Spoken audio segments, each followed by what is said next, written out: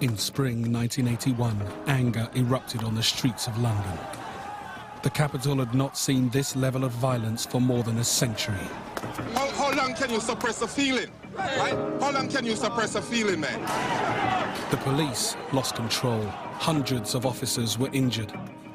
Fighting, looting and burning filled Brixton streets. That was the mood of everybody.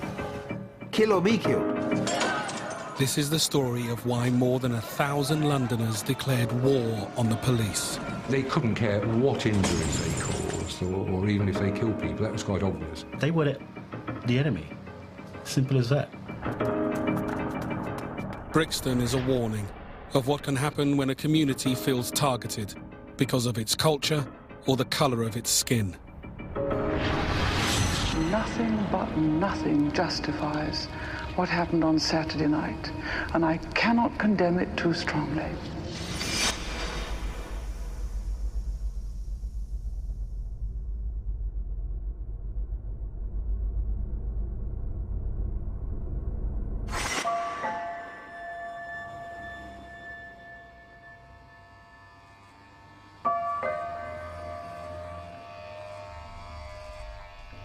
It was a very good atmosphere before the problem. Very good atmosphere. By the 1980s, Brixton, one of the most deprived corners of South London, was the undisputed capital of Black Britain. Brixton was a great place, you know. Everything that one needed was there. Because there was green banana, yam, sweet potato, breadfruit, and corn, and mangoes, and, you know, all these things that drip you out water. You know, you could get them sugar cane and all these things. But now a second generation of young black people were growing up in Britain and expecting more from the country which was supposed to be their home, but where some politicians were prepared to play the race card. People are really rather afraid that this country might be rather swamped by people with a different culture. In 1981, 2 years into Margaret Thatcher's first government, race relations were at a crossroads. We now had on our hands a generation of young black people who were British and who were not prepared to be as grateful, shall we say, as their parents for the new life that we had afforded them. As mass unemployment hit the black community hardest, 1 in every 2 black youths was left out of work. We had a feeling that we just weren't wanted in this country. Weren't wanted, that we were despised. In January 1981, bitterness intensified when 13 black youngsters were burnt to death at a party in New Cross in southeast London. 3 months later, the failure to charge anyone for what the black community was convinced was a racist attack seemed a betrayal by the police. We felt the police just didn't care. There was tensions already between us growing at the time, and that just pushed us further apart more than ever. You know, when I came to this country, I was told, if you get lost, or if you have any problem, just go to a policeman. Oh, yes, we were told that. You know, you wouldn't ask anybody directions. You would go to a policeman because you see them as nice people.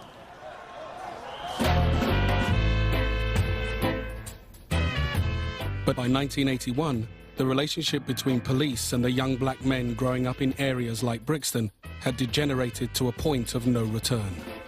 I'm in the underground, and I'm in Oxford Circus, changing tubes to come to Brixton. And that's when I first noticed these couple of men. They grabbed me. Excuse me, I'm arresting you for suspicion of pickpocketing from persons unknown. And I'm thinking, me no pickpocket, me a Rasta. Almost every young black man in Brixton had a story to tell about police harassment or brutality.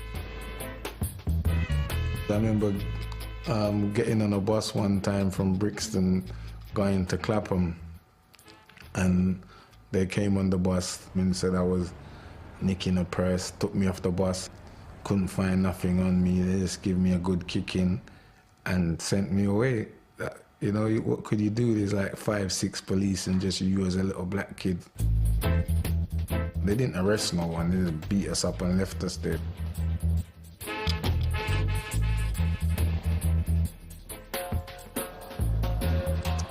I didn't join the police as a racist, but whilst I was in the police, I became one.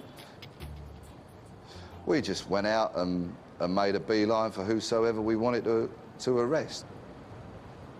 So you'd say you'd seen them try 2 or 3 car door handles. You'd seen them sizing someone up at a bus stop, and you'd see them put their hand towards a lady's handbag. People had no chance of proving their innocence. Evidence was planted, that was a common practice, and assaulting people was almost a daily occurrence.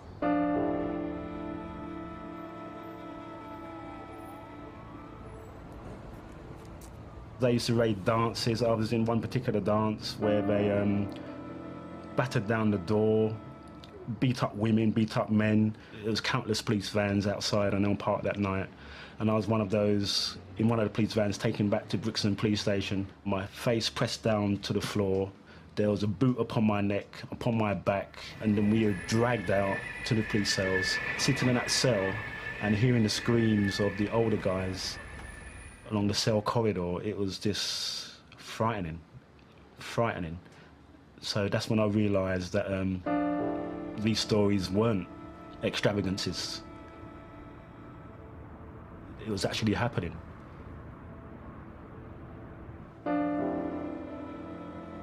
We were the occupying army, if you like, and thinking of the people of Brixton as the enemy, that there wasn't a good person amongst them, that they were all criminals, that blackness equated with criminality. Despite the close attentions of Brixton's police, there was one place where young black men did feel safe. Railton Road, in the heart of Brixton, was known locally as the front line. It was the only place that you felt really comfortable, that the police wouldn't just always be able to grab you. From this cruel world, we could go there and just be with our kin. We felt it belonged to the West Indian community. Everyone gathered on the front line. They had pool places, they had gambling houses. It was just like a little activity place.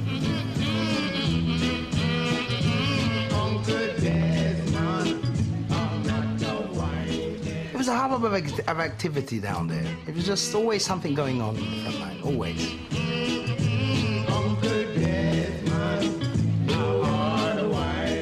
It was the place to be seen, the place where DJs practiced their rhymes, the place where you scored weed. I made my livelihood from there. That was all that was in my head. Be on the front line and sell some dope, basically. But with its mix of drugs, illegal drinking clubs and blues parties, Railton Road was on the front line of the war on crime for Brixton's police. It was a place where young blacks, muggers or thieves or whatever congregated. A place where the police and the blacks were staring at each other. The crucial issue for the police in Brixton was street crime. There was twice as many muggings here as anywhere else in London. As far as Brixton's commander was concerned, the reason was simple. Is this racial crime? Is this black youths picking on old white ladies, or is it everyone being attacked? I think you'll find that a large, very large proportion of this type of crime is committed by black youths. It's like you see the cloud and you feel, well, oh, it's going to rain because the cloud is dark. In the days before? Yeah, in the days before, yes, yes. In April 1981, the police claimed crime in Brixton had reached a crisis point, with muggings going up nearly 4 times faster than in any other borough. Under the surface, there was always a fire smouldering, and it just needed something else to set it off. Brixton's police were about to provide that something. On April the 6th, they launched an undercover operation codenamed Swamp 81. They used to wear these big black shoes, so they'd stand out a mile, even though they were in plain clothes. They always had that police shoes on. So if you wanted to know a policeman, just look at his feet and you'd see. On Monday morning, 5 days before rioting erupted, 10 squads of plainclothes police officers left Brixton Police Station. What I condoned was a build-up of police because the crime was building up within Brixton area, and it seemed to me and experienced detective officers that a lot of it was emanating from the front line.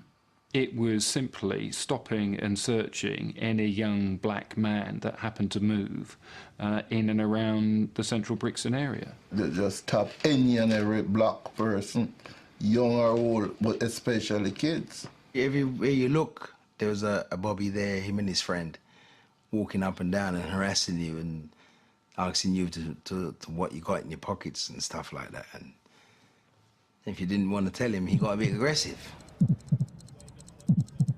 Even on Rowton Road, they was actually brave enough to come to the top end of the line and make a number of arrests there before, wow, they're gonna try arrest us anywhere now. Tension was rising, but crime was falling. And as muggings shrunk by half in the week of Swamp 81, the police claimed the operation an outright success. If you knew clearly that blacks were responsible for the greater number of muggings than whites, you would be foolish. You don't have to be a trained officer to know that you would be foolish to go and chase whites rather than blacks. Quite obviously, in those sort of situations, you are going to catch a lot of innocent people in the net. Victimized for no other reason other than he is black. By Friday afternoon, after nearly 1,000 stops had been made in a week, almost all of Brixton became alarmed by the tactics of the police. I was walking along Acre Lane, as usual, and I saw a policeman with a young black guy.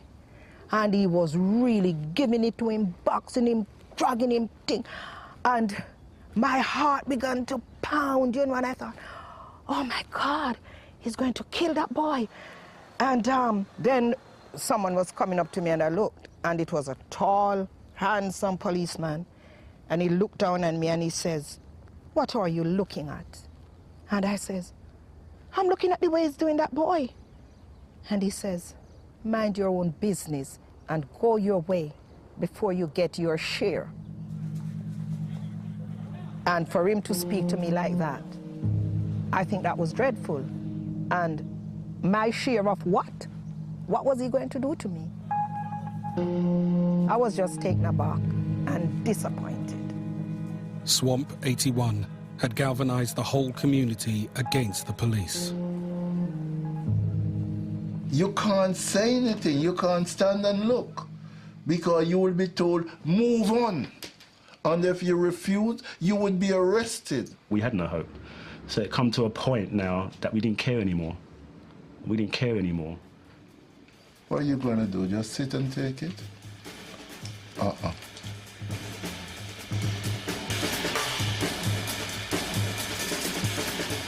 In inner cities across Britain, anger towards the police and the government had been brewing.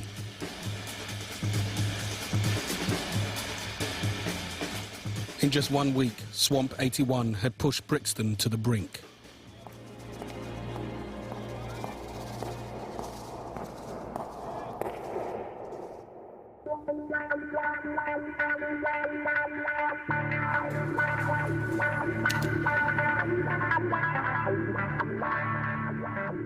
As plainclothes officers went back on duty on Friday night, the police had no idea what they were walking into. Nothing looked out of the ordinary. Brixton was just getting ready for the weekend. I was actually in the pool room in Stass's playing the Space Invaders. I was like crazy about Space Invaders. I just used to sit on that machine forever. I was hustling, selling my weed.